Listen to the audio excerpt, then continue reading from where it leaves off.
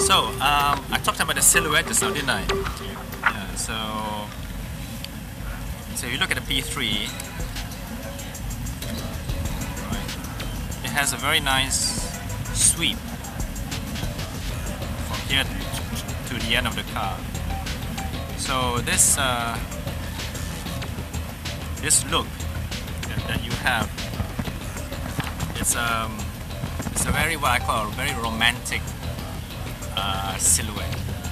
Yeah, this is a very traditional sort of like a two and a half box. We call it 2.5 box.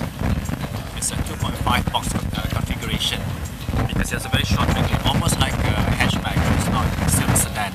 Yeah?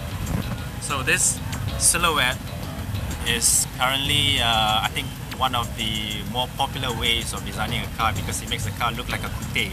So even though you have a four-door car, sedan, it looks like you're owning a sports coupe, you know. And I think sportiness is something everybody wants in their car, isn't it? I mean, who doesn't want to have a Ferrari or a very nice car like a Porsche, you know? So we managed to do that. And in a practical sense, such a silhouette gives us very good coefficient of drag. I hope you know what that is. Yeah. So that in turn gives us really good fuel efficiency.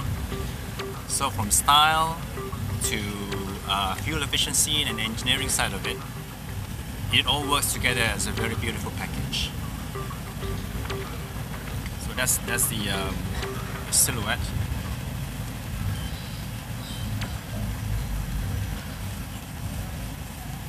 Okay, now for some of the styling cues I mentioned earlier, maybe I'll just reinforce it. Yeah? The front image of the car, what makes Proton car look the way it is.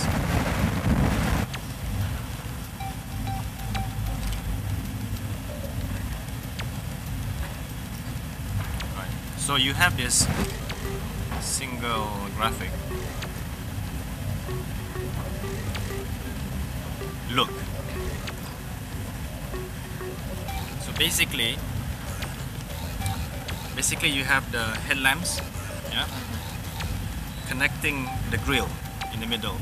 So everything works as one single image, one graphic. Yeah, that's the first identity.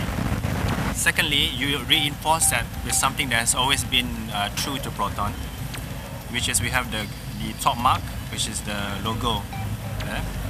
And you have what we call the Proton wings. It holds everything together. Yeah. So this is a graphic that we want to have it to be a DNA so that we are easily recognizable. So all this actually connects with the body of the car. For example,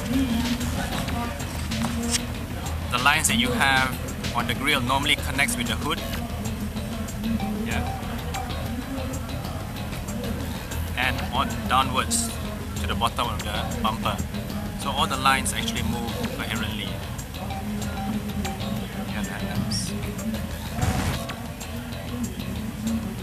The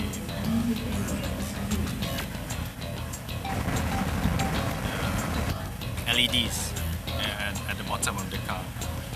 So these are the eyes of the car. So what we refer is to the tiger eyes image.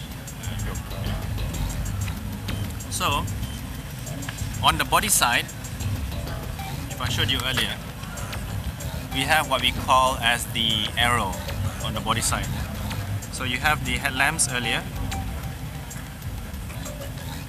On the top of the headlamps, you will have a line that connects to the rear of the car.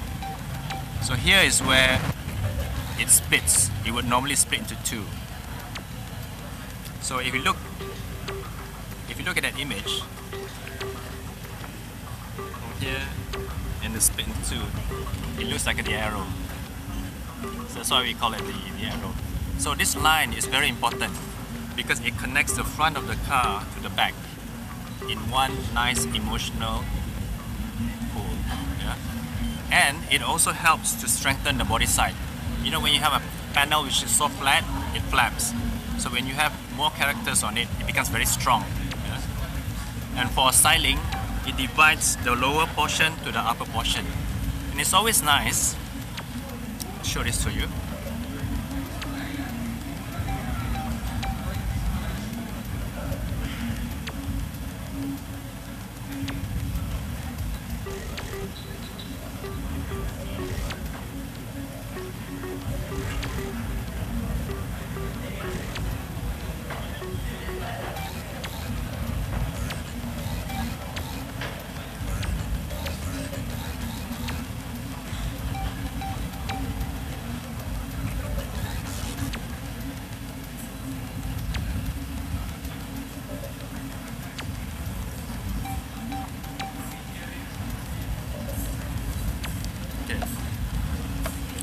It's always nice to have a nice proportion between the body and the glass.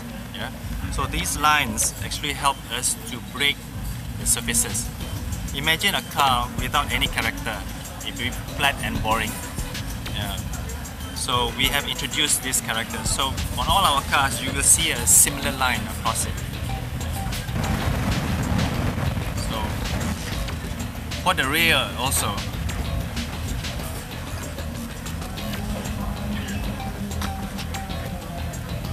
Have the deck lid.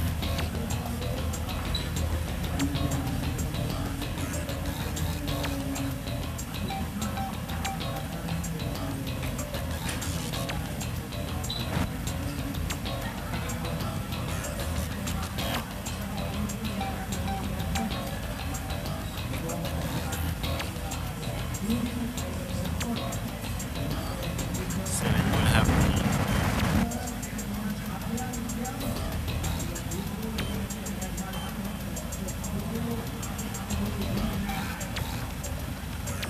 the lights.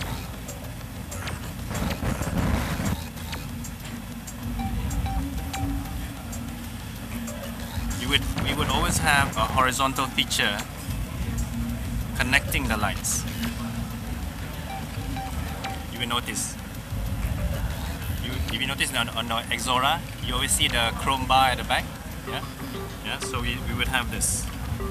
So what it does is, if you look at all these elements from the front, the side, and the rear, your eye will actually follow everything.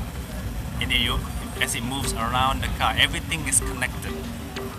You know, so you perceive it as a whole sculpture, one piece of design, rather than big small pieces put together as like a Lego block.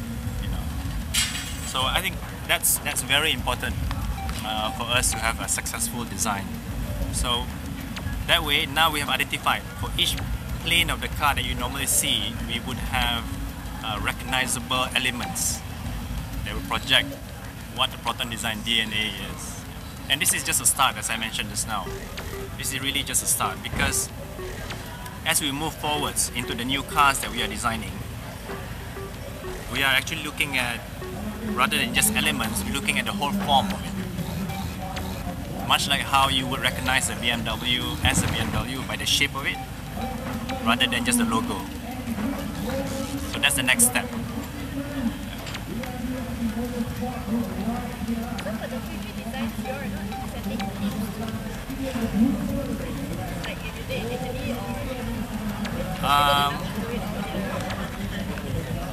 Well,